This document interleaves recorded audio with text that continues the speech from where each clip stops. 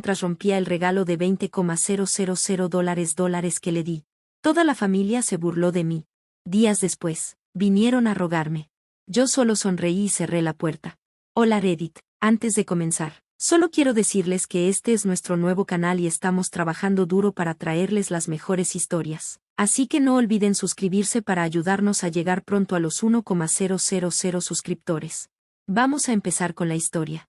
Desde pequeño siempre supe que era el raro de mi familia. No era rebelde ni problemático, simplemente era diferente. Pensaba distinto, sentía más profundo y trabajaba más duro de lo que nadie me daba crédito. Mis papás siempre parecían más cercanos a mi hermano mayor y a mi hermana menor.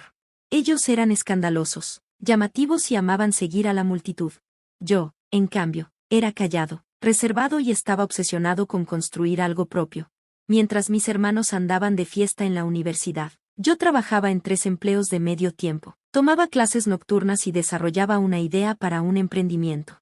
En las cenas familiares nadie me preguntaba cómo estaba. Era invisible, a menos que necesitaran a alguien de quien burlarse. Sobre todo mi papá. Siempre tenía esa sonrisa arrogante cuando preguntaba, ¿todavía sigues jugando con tu negocito de laptops? Lo decía como si fuera una broma, como si estuviera jugando a ser empresario mientras los demás vivían en el mundo real. Pero nunca dejé que me afectara, al menos no por fuera. Invertí cada gota de energía en mi negocio. Vivía en un departamento pequeño y feo, comía ramen más veces de las que quisiera admitir, y sacrificaba toda comodidad por un sueño. Y entonces, un día, sucedió. Años de esfuerzo finalmente dieron fruto. Mi aplicación despegó. No fue un éxito viral de la noche a la mañana, pero fue constante y sólido. Comenzaron a llegar clientes, después los inversionistas, y de repente ya no era ese don nadie quebrado tratando de probar un punto. Era un CEO con 7 empleados y contratos que valían más de lo que jamás había soñado. Aún así, no llamé a mi familia. No esperaba felicitaciones. Honestamente, no esperaba que les importara. Pero, en el fondo, una parte de mí seguía anhelando esa validación, sobre todo de mi padre. Así que, cuando se acercó el cumpleaños 60 de mi papá, decidí hacer algo grande. No para impresionarlos, sino para mostrarles, al menos una vez, en quién me había convertido. Llegué a la fiesta familiar con un traje que por fin me quedaba bien, manejando un Tesla que había pagado de contado. Todos se sorprendieron al verme, pero la sorpresa pronto se convirtió en miradas de juicio. Mi hermano soltó una broma sobre que me había metido a una pirámide. Mi mamá me dio un abrazo a medias y de inmediato preguntó por qué nunca los visitaba. Y mi papá, ya estaba borracho, rojo de la cara, riéndose con sus amigos en el patio. Aún así, me acerqué, tratando de ignorar el nudo en el estómago. Le entregué un sobre personalizado con un certificado impreso dentro. Era un paquete de vacaciones completamente pagado a Italia, valorado en $20,000, que incluía hoteles de lujo, tours guiados y boletos de avión para él y mi mamá. Un viaje de ensueño del que había hablado durante años, pero que nunca pudo costear. Abrió el sobre, lo leyó, parpadeó, y estalló en carcajadas. No una risita, se dobló de risa, agarrándose el estómago. Me quedé ahí, paralizado, mientras arrugaba el papel frente a mí y lo rompía en pedazos. Es una broma, ¿no? Soltó. ¿Qué se supone que es esto? Dinero de Monopoly.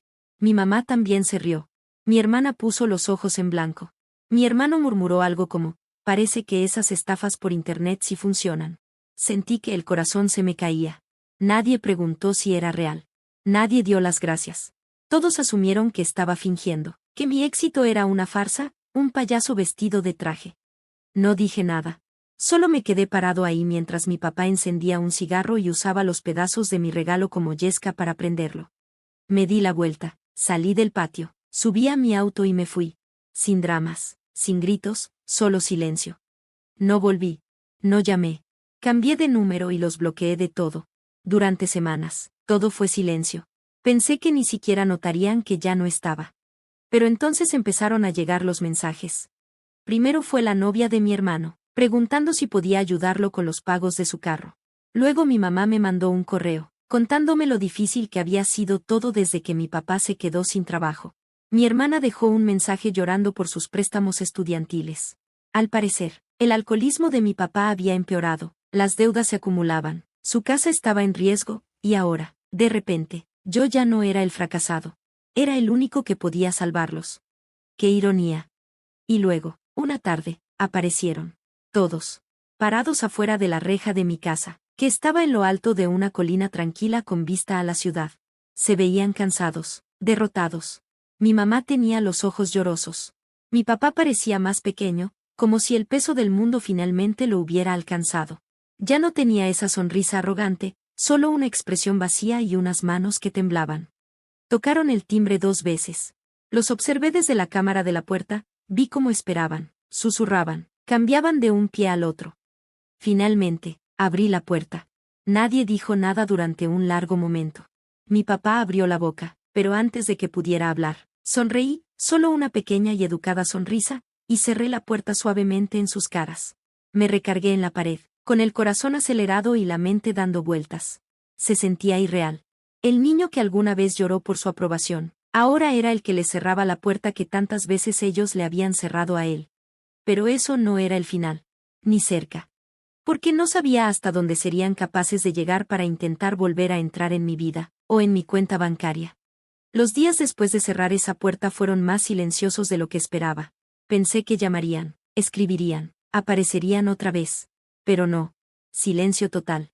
Los había visto parados ahí, mi papá, consumido, mi mamá, llorando, mis hermanos, incómodos como si esperaran juicio. Y aún así, la parte de mí que alguna vez desesperadamente quiso su amor esperó a que dijeran algo real, que pidieran perdón, que mostraran aunque fuera un poquito del remordimiento que me debían. Pero no lo hicieron. Se fueron sin decir una sola palabra.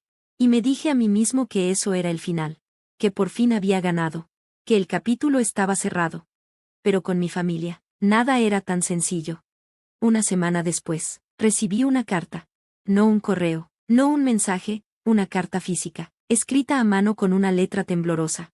Era de mi mamá. Escribía sobre lo mucho que lo sentía, sobre cómo todo se había salido de control, sobre cómo ella y mi papá discutieron por mí durante años a puerta cerrada. Decía que él siempre se sintió inseguro porque yo era diferente. Que veía mi éxito silencioso como una amenaza a todo lo que él representaba. Que odiaba sentir que había perdido el control sobre el único hijo que no pudo dominar. Contaba que estaban a punto de perder la casa. Que mi papá había gastado la mayoría de sus ahorros en apuestas y alcohol. Que mi hermano estrelló su auto borracho y ahora enfrentaban una demanda. Que mi hermana había sido despedida. Y entonces suplicaba, no tanto por dinero, sino por perdón. Por una oportunidad de sentarnos a hablar.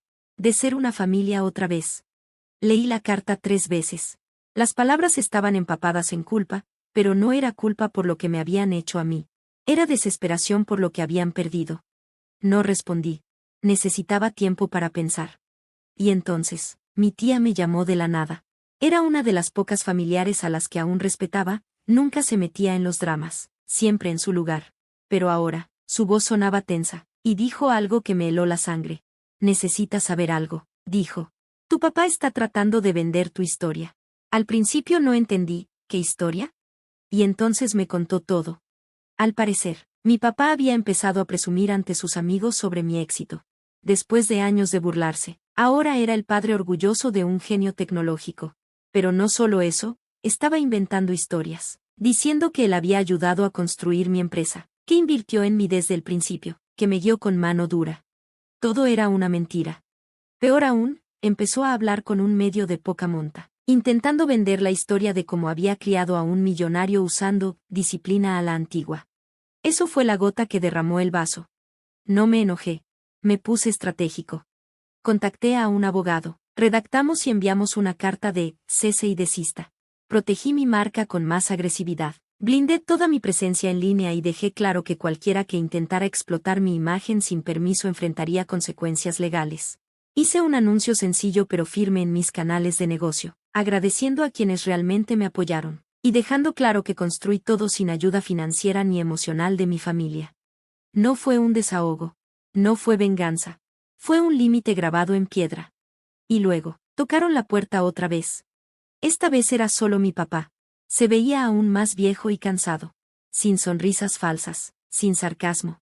Solo estaba ahí, encorvado, con una pequeña bolsa de papel marrón.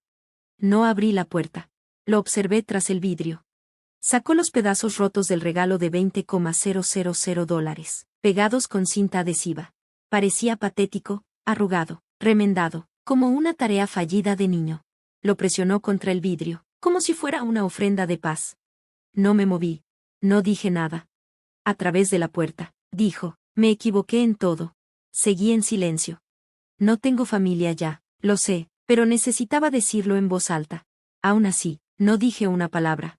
Se quedó ahí un momento más, luego puso el papel en el suelo y se fue. Nunca abrí la puerta. No lo necesitaba.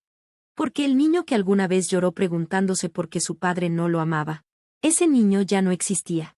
Y el hombre que estaba ahí entendía que no toda familia debe conservarse. A veces hay que llorarla, enterrarla, y seguir adelante sin ella. Esa noche, encendí la chimenea.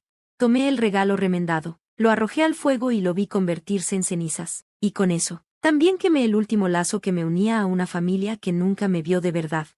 Ese fue el